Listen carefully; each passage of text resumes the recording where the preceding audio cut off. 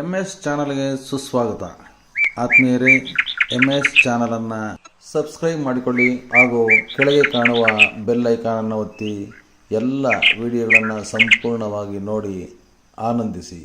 ಎಲ್ಲರಿಗೂ ಒಳಿತಾಗಲಿ, ಎಲ್ಲರಿಗೂ ಶುಭವಾಗಲಿ. ಅಕ್ಷರ ಕಲಿಸುವ ನಿಮಗೆಲ್ಲ ನಮ್ಮಯ ಹೆಮ್ಮೆಯ ಚಪ್ಪಾಳೆ, ಜ್ಞಾನದ ಜ್ಯೋತಿಯ ಬೆಳಗಿಸುವ ನಿಮಗಿದು ನಮ್ಮಯ ಚಪ್ಪಾಳೆ, ಚಪ್ಪಾಳೆ ಚಪ್ಪಾಳೆ. ಶಿಕ್ಷಣ ಇಲಾಖೆ ಮತ್ತು ತಾಲೂಕು ಪಂಚಾಯಿತಿ ಮತ್ತು ಎಲ್ಲ ಶಿಕ್ಷಕರ ಸಂಘಗಳ ವತಿಯಿಂದ ಸರ್ವೇಪಲ್ಲಿ ಡಾಕ್ಟರ್ ರಾಧಾಕೃಷ್ಣರವರ ಜಯಂತಿಯ ಕಾರ್ಯಕ್ರಮವನ್ನು ಶಿಕ್ಷಕರ ದಿನಾಚರಣೆಯಾಗಿ ಆಚರಣೆ ಮಾಡಲಾಗಿರುವ ಕಾರ್ಯಕ್ರಮದ ಅಧ್ಯಕ್ಷತೆ ವಹಿಸಿರ್ತಕ್ಕಂಥ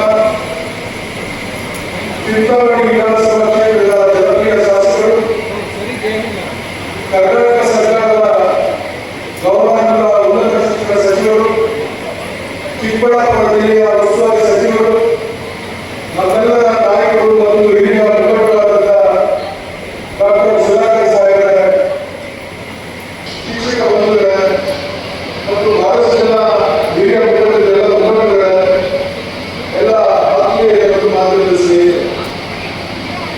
ಇದೊಂದು ವಿಶೇಷವಾದಂಥ ಕಾರ್ಯಕ್ರಮ. ಈ ಭಾರತ ದೇಶದ ಉದ್ದಗಲಕ್ಕೂ ಕೂಡ ಸರ್ವೇಪಲ್ಲಿ ರಾಧಾಕೃಷ್ಣರವರ ಜಯಂತಿಯನ್ನ ಶಿಕ್ಷಕರ ದಿನಾಚರಣೆಯಾಗಿ ಸೆಪ್ಟೆಂಬರ್ 5ನೇ ತಾರೀಕು ನಾವೆಲ್ಲ ಆಚರಣೆ ಮಾಡಿದ್ದೀವಿ. ಬಹುಶಃ ಚಿಂತಾಮಣಿ ತಾಲೂಕಿನಲ್ಲಿ ನಮ್ಮ ಉನ್ನತ ಶಿಕ್ಷಣ ಸಚಿವರು ಈ ಒಂದು ಶಿಕ್ಷಕರ ದಿನಾಚರಣೆಯ ಕಾರ್ಯಕ್ರಮದಲ್ಲಿ ರಾಜ್ಯದ ಕೇಂದ್ರ ಸ್ಥಾನವಾದಂತಹ ಬೆಂಗಳೂರಿನಲ್ಲಿ ಭಾಗವಹಿಸಬೇಕಾಗಿದ್ದರಿಂದ ಅವರಿಗೆ ಭಾಗವಹಿಸಲಿಕ್ಕೆ ಸಾಧ್ಯ ಆಗಿರಲಿಲ್ಲ. ಹಾಗಾಗಿ ಇವತ್ತು ಇಲ್ಲಿ ಶಿಕ್ಷಕರ ದಿನಾಚರಣೆಯನ್ನ ಆಚರಣೆ ಮಾಡಲಾಗುತ್ತದೆ ನಾನು ಭಾವಿಸಿದ ದಯವಿಟ್ಟು ಕ್ಷಮಿಸಬೇಕು. ನಮ್ಮ ತಾಲೂಕಿನ ವಿಒ ಮೇಡಮ್ ಉಮಾದೇವಿ ಅವರು ನಮ್ಮ ಇವತ್ತು ಆಚರಣೆ ಮಾಡ್ತಾ ಇದ್ದಾರೆ. ಇದನ್ನು ಯಾಕೆ ವಿಶೇಷ ದಿನ ಅಂತ ಹೇಳಿದ್ರೆ, ಇಡೀ ಶಿಕ್ಷಕ ಸಮುದಾಯ ಈ ಒಂದು ಶಿಕ್ಷಕರ ದಿನಾಚರಣೆಯನ್ನ ಶಿಕ್ಷಕರ ಹಬ್ಬವನ್ನಾಗಿ ಆಚರಣೆ ಮಾಡತಕ್ಕಂಥ ಶಿಕ್ಷಕರ ದಿನಾಚರಣೆ. ಅದರಲ್ಲೂ ಕೂಡ ಒಬ್ಬ ಶಿಕ್ಷಕರಾಗಿ ಭಾರತದ ಅತ್ಯುನ್ನತ ಸ್ಥಾನವಾದಂತಹ ರಾಷ್ಟ್ರಪತಿ, ಉಪರಾಷ್ಟ್ರಪತಿ, ರಾಷ್ಟ್ರಪತಿ ಎರಡೂ ಸ್ಥಾನವನ್ನು ಅಲಂಕರಿಸಿದಂತ ರಾಧಾಕೃಷ್ಣರವರ ಜಯಂತಿ ಇವತ್ತು ಎಲ್ಲ ಕಡೆ ಕೂಡ ಇದು ಅರ್ಥಪೂರ್ಣವಾಗಿ ಕಾರ್ಯಕ್ರಮವಾಗಿ ಮಾಡ್ತಾ ಇರ್ತಕ್ಕಂಥದ್ದು ನಾವು ಅರ್ಥಕೊಂಡಿದ್ದೇವೆ.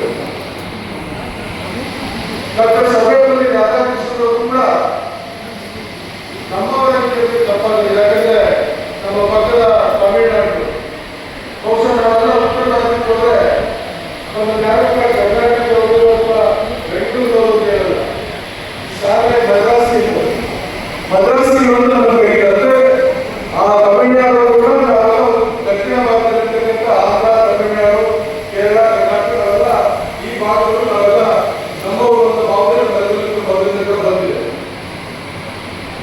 ಇವತ್ತು ಅಂಥವರ ಜನ್ಮದಿನವನ್ನ ಅರ್ಥಪೂರ್ಣವಾಗಿ ಆಚರಣೆ ಮಾಡಬೇಕು ಅಂತ ಹೇಳಿದ್ರೆ ಇವತ್ತು ಸರ್ಕಾರ ಇವರು ಶಿಕ್ಷಕರ ದಿನಾಚರಣೆಯನ್ನು ಆಚರಣೆ ಮಾಡ್ತಾ ಇರ್ತಕ್ಕಂಥದ್ದು. ಈ ಸಂದರ್ಭದಲ್ಲಿ ಇನ್ನೊಬ್ಬರ ಹೆಸರನ್ನು ಕೂಡ ನಾವು ಇಲ್ಲಿ ಸ್ಮರಿಸಲಿಕ್ಕೆ ಬಯಸ್ತೇವೆ. ಯಾಕೆ ಅದನ್ನ ಹೇಳಿಕೆ ಬಯಸ್ತೇವೆ ಅಂದ್ರೆ, ಬಹುಶಃ ಇಲ್ಲಿ ಭಾಗವಹಿಸಿರ್ತಕ್ಕಂಥ ಶಿಕ್ಷಕರಲ್ಲಿ ನಮ್ಮ ಪುರುಷರಿಗಿಂತ ಹೆಚ್ಚು ಹೆಣ್ಮಕ್ಳು ಬಂದಿತ್ತು. ಇವತ್ತು ಹೆಣ್ಮಕ್ಳು ಅಂದ್ರೆ ನಮ್ಮ ಶಿಕ್ಷಕಿಯರು. ಹೆಣ್ಮಕ್ಳು ಕುಟುಂಬ ಮಾತ್ರ ಸೀಮಿತವಾಗಿರ್ತಾರೆ. ಹೆಣ್ಮಕ್ಳಿಗೆ ಶಿಕ್ಷಣ ಕೊಡ್ತಕ್ಕಂಥದ್ದು ಕೂಡ ಒಂದು ರೀತಿಯ ಗಗನ ಕುಸುಮ ಮರೀಚಿಕೆ ಆಗಿದ್ದ ಕಾಲ ಬಂತು. ಸತಿ ಸಾಗರ ಪದ್ಧತಿಯಲ್ಲಿ ಹೆಣ್ಮಕ್ಳ ಮೃದಯವಾಗಿರ್ತಕ್ಕಂಥದ್ದು ಇವೆಲ್ಲಗಳ ಬಗ್ಗೆ ಒಂದು ಹೋರಾಟವನ್ನು ರೂಪಿಸಿ ಹೆಣ್ಮಕ್ಳನ್ನು ಕೂಡ ಶಿಕ್ಷಣವನ್ನು ಕೊಡಬೇಕು, ಅವರನ್ನು ಕೂಡ ಸಮಾಜದ ಮುಖ್ಯವಾಗಿ ತರಬೇಕು ಅಂತ ಹೇಳಿ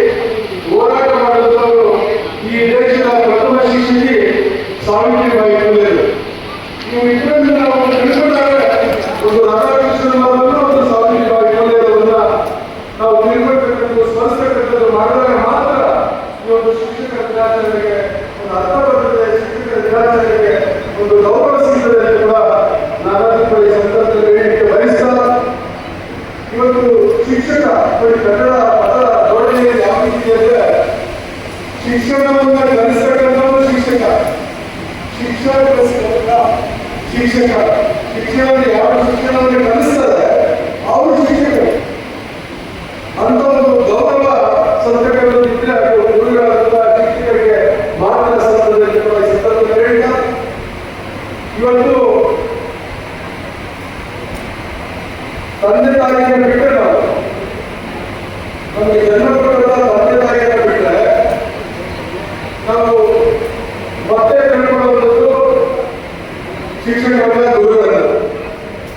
ಇವತ್ತು ತಂದೆ ತಾಯಿಗೆ ಸಲ್ಲಿಸತಕ್ಕಂಥ ಗೌರವ ಈ ಗುರುಗಳಿಗೆ ನಾವು ಎಷ್ಟೇ ಯಾವುದೇ ಸ್ಥಾನಮಾನ ಕೊಟ್ಟರು ನಮ್ಮ ಶಿಕ್ಷಕರಿಗೆ ಸಲ್ಲಿಸತಕ್ಕಂಥ ಗೌರವವನ್ನು ನಾವು ಸಲ್ಲಿಸ್ತೇವೆ. ಅಂದ್ರೆ ತಂದೆ ತಾಯಿಗೆ ಯಾವ ರೀತಿ ಗೌರವ ಸಲ್ಲಿಸ್ತೇವೆ ಅದೇ ರೀತಿಯ ಗೌರವವನ್ನು ನಮ್ಮ ಗುರುಗಳಿಗೆ ಸಲ್ಲಿಸ್ತೇವೆ.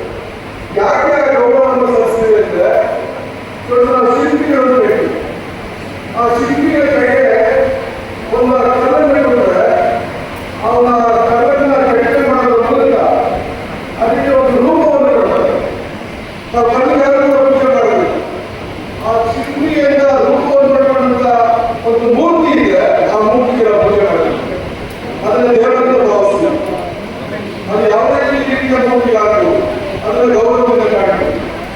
ಅಂತ ಒಬ್ಬ ಶಿಲ್ಪಿಗಳು ಶಿಕ್ಷಕರು ಕೂಡ ಕಟ್ಟಡ ಸಂದರ್ಭದಲ್ಲಿ ಹೇಳಿಕೆ. ಯಾಕೆಂದ್ರೆ ಒಂದು 7 ದಿನದ ಒಬ್ಬ ಮಗುವನ್ನ ನಾವು ಶಾಲೆಗೆ ಸೇರಿಸಿದ್ರೆ ಅವರಿಗೆ ಮೊದಲ ಅಕ್ಷರ ಮಾದರಿ ಕಲಿಸೋದ್ರ ಮೂಲಕ ಅವರನ್ನ ಶಿಲ್ಪಿಗಳಾಗಿ ಅವರನ್ನ ಒಂದು ಮೂರ್ತಿಯನ್ನಾಗಿ ಕೆಟ್ಟವರು ಶಿಕ್ಷಕರು ಮತ್ತು ಗುರುಗಳು ಅಂತೇಳಿ ಈ ಸಂದರ್ಭದಲ್ಲಿ ಹೇಳಿಕೆ ಬಯಸಿದ್ದಾರೆ. ಇವತ್ತು ನಾವು ಯಾರ ಹೆಸರೇ ಎದುರಿಸಬಹುದು. ಈ ದೇಶದ ರಾಷ್ಟ್ರಪತಿ ಆಗ್ಬೋದು, ಪ್ರಧಾನಮಂತ್ರಿ ಆಗ್ಬೋದು, ಸುಪ್ರೀಂ ಕೋರ್ಟ್ನ ಚೀಫ್ ಜಸ್ಟಿಸ್ ಆಗ್ಬೋದು, ಮುಖ್ಯಮಂತ್ರಿ ಆಗ್ಬೋದು, ಗವರ್ನರ್ಸ್ ಆಗ್ಬೋದು, ವಕೀಲರಾಗ್ಬೋದು, ಡಾಕ್ಟರ್ಸ್ ಆಗ್ಬೋದು, ಇಂಜಿನಿಯರ್ಸ್ ಆಗ್ಬೋದು ಅಥವಾ ರಾಜಕಾರಣಿಗಳಾಗ್ಬೋದು, ಏನಾಗಿರ್ಬೋದು. ಆದರೆ ಇವೆಲ್ಲವನ್ನ ಅವರನ್ನು ರೂಪಿಸತಕ್ಕಂಥದ್ದು, ಅವರನ್ನು ಹಿಡಿಯತಕ್ಕಂಥದ್ದು, ಅವರಿಗೆ ಈ ಸಮಾಜದಲ್ಲಿ ಒಂದು ಗೌರವವನ್ನು ಸಿಗ್ತಕ್ಕಂಥ ಸ್ಥಾನಕ್ಕೆ ತೆಗೆದುಕೊಳ್ಳತಕ್ಕಂಥದ್ದು ಯಾರಂದ್ರೆ ಗುರುಗಳು ಅಂತ ಒಂದು ಗೌರವದಿಂದ ಹುದ್ದೆಯಲ್ಲಿ ಇವೆಲ್ಲವೂ ಇದ್ದೀವಿ. ಹಾಗಾಗಿ ಇವತ್ತು ನಿಮ್ಮನ್ನ ತಂದೆ ತಾಯಿ ಜೊತೆಗೆ ಗೌರವಿಸ್ತಾರೆ, ನಿಮ್ಮನ್ನ ಈ ಸಮಾಜವನ್ನ ರೂಪಿಸ್ತಕ್ಕಂಥ ಶಿಲ್ಪಿಗಳು ಇವತ್ತು ನಿಮ್ಮೆಲ್ಲ ಮಾಡತಕ್ಕಂಥ ಜವಾಬ್ದಾರಿ. ವಿಶೇಷವಾಗಿ ನಮ್ಮ ಸರ್ಕಾರಿ ಶಾಲೆಯಲ್ಲಿ ಹೋಗ್ತಕ್ಕಂಥ ಮಕ್ಕಳಿಗೆ ಸರ್ಕಾರಿ ಶಾಲೆಗೆ ಯಾರು ಬರ್ತಾರೆ? ಸರ್ಕಾರಿ ಶಾಲೆಗೆ ಬರ್ತಕ್ಕಂಥವರೆಲ್ಲರೂ ಕೂಡ ಬಡವರು ಬರ್ತಕ್ಕಂಥದ್ದು. ಅಲ್ಲಿ ಶಿಕ್ಷಣವನ್ನು ನಡೆಸತಕ್ಕಂಥ ಶಿಕ್ಷಕರಿಗೆ ಬಹಳ ದೊಡ್ಡ ಜವಾಬ್ದಾರಿ ಇರ್ತದೆ. ನೀವು ಕೂಡ ಸರ್ಕಾರಿ ಶಾಲೆಗೆ ಹೋಗ್ತಕ್ಕಂಥ ಶಿಕ್ಷಕರು ಕೂಡ ಇವೆಲ್ಲ ಕೂಡ ಮೆರಿಟಲ್ಲಿ ಸೆಲೆಕ್ಟ್ ಆಗಿ ಬರ್ತಕ್ಕಂಥವ್ರು. ಮೆರಿಟಲ್ಲಿ ಸೆಲೆಕ್ಟ್ ಆಗಿ ಬರೋದು ನೀವು ಬೇರೆ ಖಾಸಗಿ ಶಿಕ್ಷಣ ಸಂಸ್ಥೆಗಳಿಗೆ ಹೋಲಿಸಿದಾಗ ಇಲ್ಲಿ ಹೆಚ್ಚು ಫಲಿತಾಂಶವನ್ನು ನಾವು ನಿರೀಕ್ಷೆ ಮಾಡಬೇಕಾಗಿದೆ. ಆ ನಿಟ್ಟಿನಲ್ಲಿ ನೀವೆಲ್ಲ ಕೆಲಸವನ್ನು ಮಾಡಿದಾಗ ಇವತ್ತು ಸಾರ್ಥಕದ ಬದುಕು ಒಂದು ಬದುಕದ ಬದುಕಲ್ಲಿ ಸಾಧನೆ ಆಗ್ತದೆ. ಆ ನಿಟ್ಟಿನಲ್ಲಿ ನೀವೆಲ್ಲ ಕೂಡ ಕೆಲಸವನ್ನು ಮಾಡಬೇಕು. ಮತ್ತು ವಿಶೇಷವಾಗಿ ಚಿಂತಾಮಣಿ ತಾಲೂಕಿನಲ್ಲಿ ಬಹುಶಃ ನಾವು ಆಂಜನೇಯ ಹೆಸರನ್ನು ನೆನಪಡಬೇಕಾಗ್ತದೆ. ಅವರು ಅವರೇ ಓದ್ಕೊಂಡಿರಲಿಲ್ಲ, ಆದರೆ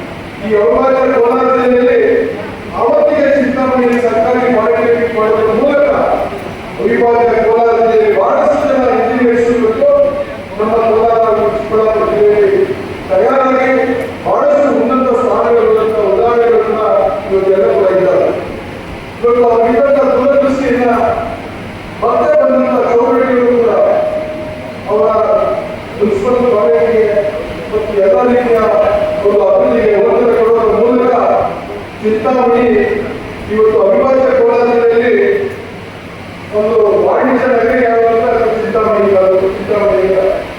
ಅದೇ ರೀತಿ ಶಿಕ್ಷಣಕ್ಕೆ ಹೆಚ್ಚು ಒತ್ತು ಕೊಡ್ತಾ ಇದ್ದದ್ದು, ಉತ್ತಮವಾದಂತಹ ಶಿಕ್ಷಣ ಸಂಸ್ಥೆಗಳಿದ್ದು, ಉತ್ತಮವಾದಂತಹ ಶಿಕ್ಷಣವನ್ನು ಯಾರಾದ್ರೂ ಕೂಡ ಬಯಸಿದ್ರೆ ಅದು ಕೇವಲ ಚಿಕ್ಕಬಳ್ಳಾಪುರ ಚಿಂತಾಮಣಿ ಮತ್ತು ಕೆಜಿಎಫ್ನಲ್ಲಿ ಮಾತ್ರ ಸಿಕ್ಕಿತ್ತು ಅಂತಕ್ಕಂಥ ಒಂದು ಸಂದರ್ಭಗಳು ಕೂಡ ಇತ್ತು.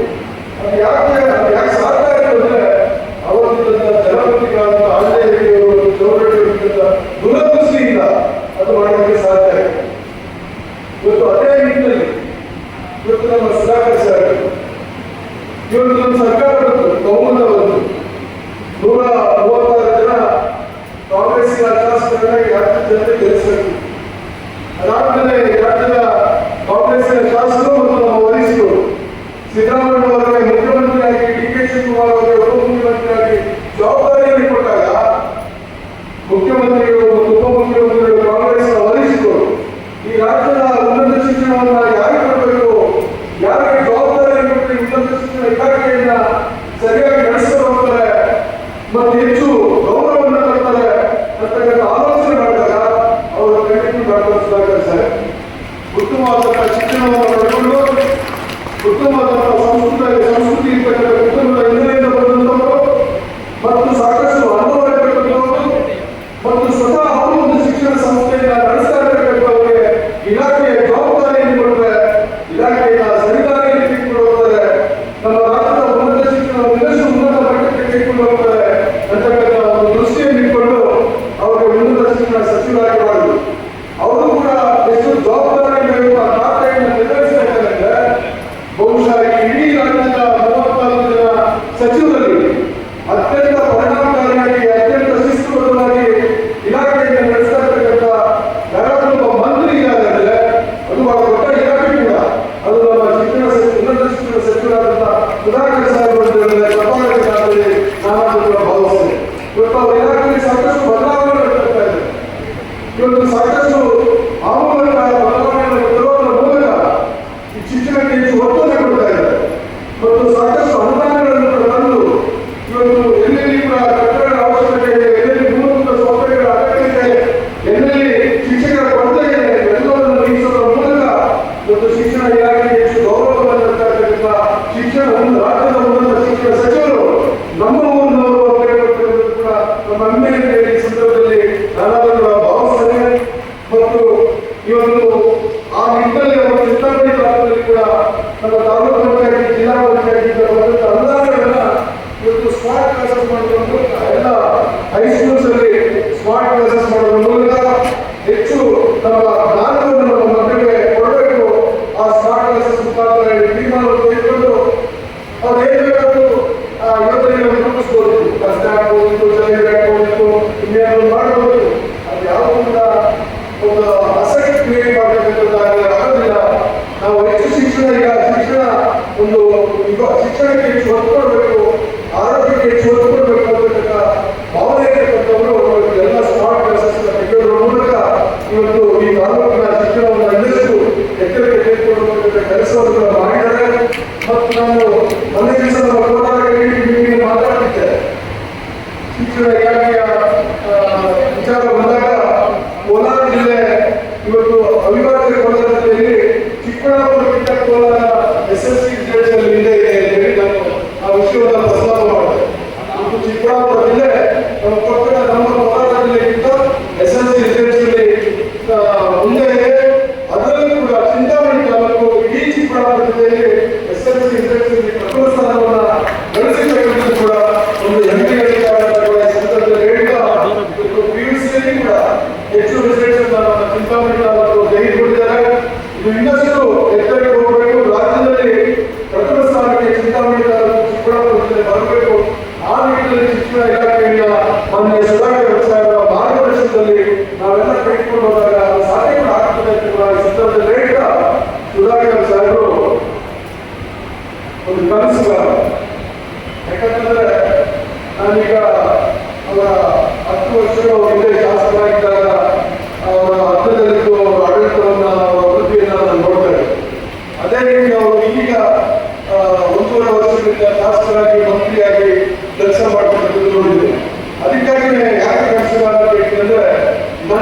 ಊರು ಹೇಗಿರಬೇಕು, ನನ್ನ ತಾಲೂಕು ಹೇಗಿರಬೇಕು, ಮತ್ತು ನನ್ನ ಜಿಲ್ಲೆ ಹೇಗಿರಬೇಕು, ನನ್ನ ಜಿಲ್ಲೆಯಿಂದ ಒಂದು ಮಾತೃ ಜಿಲ್ಲೆಯಾಗಿ ಹೆಂಗೆ ಮಾಡಬೇಕು ಅಂತ ಹೇಳಿ ಸಾಕಷ್ಟು ಕಾರ್ಯಕ್ರಮಗಳನ್ನ ಇವತ್ತು ಸರ್ಕಾರದ ವತಿಯಿಂದ ಚಿಕ್ಕಬಳ್ಳಾಪುರ ಕೇಂದ್ರ ಸರ್ಕಾರಕ್ಕೆ ಮತ್ತು ಚಿಂತಾಮಣಿ ಕೂಡ ಮಾಡ್ತಾ ಇರ್ತಕ್ಕಂಥದ್ದು.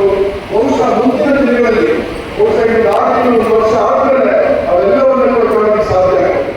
ಚಿಕ್ಕಬಳ್ಳಾಪುರದಲ್ಲಿ ಸ್ಟೇಡಿಯಂ ಆಗಿರ್ಬೋದು, ಫ್ಲವರ್ ಮಾರ್ಕೆಟ್ ಆಗಿರ್ಬೋದು, ಚಿಕ್ಕಬಳ್ಳಾಪುರದಲ್ಲಿ ಬೇರೆ ಬೇರೆ ರೀತಿಯ ಅಭಿವೃದ್ಧಿ. ಚಿಕ್ಕಬಳ್ಳಾಪುರ ವಿಶ್ವಾಸ ಹೇಳ್ತಾ ಇದೆ. ಇವತ್ತು ಚಿಕ್ಕಬಳ್ಳಾಪುರದಲ್ಲಿ ಏನಾದರೂ ಅಭಿವೃದ್ಧಿ ಕಾಣ್ತಾ ಇದೆ ಅಂದ್ರೆ ಅದಕ್ಕೆ ನಮ್ಮ ಜಿಲ್ಲಾ ಉಸ್ತುವಾರಿ ಸಚಿವರಾದಂಥ ಸುಧಾಕರ್ ಸರ್ ಕಾರಣ. ನಾನು ಪ್ರಥಮ ಬಾರಿಗೆ ಶಾಸಕರಾದಂಥವರು ಇಷ್ಟೆಲ್ಲ ಅನುದಾನದಲ್ಲಿ ಸಾಧ್ಯ ಆಗ್ತಾ ಇರಲಿಲ್ಲ. ಅವರು ನನ್ನ ಜೊತೆ ಕೈ ಜೋಡಿಸಿ ನನ್ನ ಬೆನ್ನಿಗೆ ನಿಂತು ನನಗೆ ಇಷ್ಟೆಲ್ಲ ಪ್ರೋತ್ಸಾಹ ಮಾಡೋದ್ರಿಂದ ಚಿಕ್ಕಬಳ್ಳಾಪುರ ಇಷ್ಟೆಲ್ಲ ಅಭಿವೃದ್ಧಿ ಸಾಧ್ಯ ಆಗ್ತಿದೆ. ಹೀಗಾಗಿ ಆ ಒಂದು ನಾಯಕತ್ವದ ಗುಣಗಳಿರ್ತಕ್ಕಂಥ, ಆ ಒಂದು ಅಭಿವೃದ್ಧಿಯ ಬಗ್ಗೆ ಚಿಂತನೆ ಮಾಡತಕ್ಕಂಥ, ಆ ಒಂದು ದೂರದೃಷ್ಟಿ ಇರ್ತಕ್ಕಂಥ, ನನ್ನ ಊರಿಗೆ 20 ವರ್ಷಕ್ಕೆ ಹಿಂಗಿರಬೇಕು, ನನ್ನ ಊರಿಗೆ 30 ವರ್ಷಕ್ಕೆ ಹಿಂಗಿರಬೇಕು, ನನ್ನ ಊರಿಗೆ ಇಡೀ ರಾಜ್ಯದಲ್ಲಿ ಒಂದು ಮಾದರಿಯನ್ನಾಗಿ ಮಾಡಬೇಕು ಅಂತಕ್ಕಂಥ ಒಂದು ದೂರದೃಷ್ಟಿ ಇರ್ತಕ್ಕಂಥ ಒಬ್ಬ ಕನಸುಗಾರ ಇವತ್ತು ನಮ್ಮ ಪ್ರತಿನಿಧಿಯಾಗಿ ನಮ್ಮ ಶಾಸಕರಾಗಿರ್ತಕ್ಕಂಥದ್ದು ನಮ್ಮೆಲ್ಲರ ಹೆಮ್ಮೆ ಅಂತ ಕೂಡ ಹೇಳ್ತಾ ಈ ಸಂದರ್ಭದಲ್ಲಿ ಈ ಒಂದು ಶಿಕ್ಷಕರ ದಿನಾಚರಣೆ ಕಾರ್ಯಕ್ರಮದಲ್ಲಿ ಭಾಗವಹಿಸಲೇಬೇಕು, ಇದು ಬರಲೇಬೇಕು ಅಂತ ಹೇಳಿ ನಮ್ಮ ಮೂರನೇ ಎಲ್ಲ ಸ್ನೇಹಿತರುಗಳ ಶಿಕ್ಷಕ ಸಂಘದವರು ಮತ್ತು ಬ್ಯಾಂಕ್ ಉಪಾಧ್ಯಾಯರು ಸ್ವತಃ ಅವರಿಗೆ ಕರೆ ಮಾಡಿ ದಯವಿಟ್ಟು ನೀವು ಬರಬೇಕು ಅಂತ ಹೇಳಿದ್ರೆ ನಾವು ಚಿಂತಾಮಣಿ ತಾಲೂಕು ಬಂದರೆ ಗೊತ್ತಿಲ್ಲ ಸರ್. ನಾನು ಶ್ರೀನಿವಾಸದಿಂದ ಡೈರೆಕ್ಟ್ ಮಾಡೋದಕ್ಕೆ ಬಂದಿದ್ದು. ನಾನು ನಮ್ಮ ಪ್ರೋಗ್ರಾಮ್ ಈಗ ರಿಟೈರ್ಡ್ ಆದಾಗ ಇವ್ರ ಹೆಸರು ನಾವು ಪ್ರಪೋಸ್ ಮಾಡಿದ್ರು ನಮ್ಮ ಕೋಲಾರದಲ್ಲಿ. ನಮ್ಮ ಕೋಲಾರ ಡಿಗ್ರಿ ಮತ್ತು PO ಎಲ್ಲ ಚಿಂತಾಮಣಿ ಬಂದಿದ್ದಾರೆ. ನಾವು ಸ್ವಂತ ತಾಲೂಕಿಗೆ ಹೋಗ್ಬಿಟ್ಟಿದ್ದೇವೆ. ಹಂಗಾಗಿ ಅವರು ಕೂಡ ಉತ್ತಮವಾದ ಕೆಲಸವನ್ನು ಮಾಡ್ತಾರೆ. ಶ್ರೀನಿವಾಸ ತಾಲೂಕಿನಲ್ಲಿ ರಮೇಶ್ ಕುಮಾರ್ ಸರ್ ಅವರ ಮಾರ್ಗದರ್ಶನದಲ್ಲಿ ನಾವು ಹತ್ತಿರದಿಂದ ನೋಡಿದ್ದೆ. ಬಹಳಷ್ಟು ಉತ್ತಮವಾದಂತಹ ಕೆಲಸವನ್ನು ಶ್ರೀನಿವಾಸ ತಾಲೂಕಲ್ಲಿ ಮಾಡಿದ್ದಾರೆ. ಅದೇ ಕೆಲಸವನ್ನು ನಿಮ್ಮ ಸ್ವಂತ ಊರಿನಲ್ಲಿ ನಿಮಗೆ ಸರ್ವಿಸ್ ಮಾಡಲಿಕ್ಕೆ ಅವಕಾಶವನ್ನು ನಮ್ಮ ಸುಧಾಕರ್ ಸಾಹೇಬರು ಮಾಡಿಕೊಟ್ಟಿದ್ದಾರೆ. ಅವರ ಮಾರ್ಗದರ್ಶನದಲ್ಲಿ ಉತ್ತಮವಾದ ಕೆಲಸವನ್ನು ಮಾಡಿ ಈ ತಾಲೂಕಿನ ಹೆಗ್ಗಳಿಕೆಯನ್ನು ಇನ್ನಷ್ಟು ಎತ್ತರಕ್ಕೆ ತೆಗೆದುಕೊಂಡು ಹೋಗಬೇಕು ಅಂತ ಹೇಳ್ತಾ ಎಲ್ಲ ಶಿಕ್ಷಕ ಬಂಧುಗಳಿಗೆ ವಿಶೇಷವಾಗಿ ಎಲ್ಲ ನಮ್ಮ ಹಿರಿಯರಿಗೆ ಮತ್ತು ಎಲ್ಲ ಗೌರವದಿಂದ ನಮ್ಮ ಮುಖಂಡರಿಗೆ ವಹಿಸಿ ನಮ್ಮ ಮಾತು ನಮಸ್ಕಾರ. ಜೈ ಹಿಂದ್, ಜೈ ಕರ್ನಾಟಕ.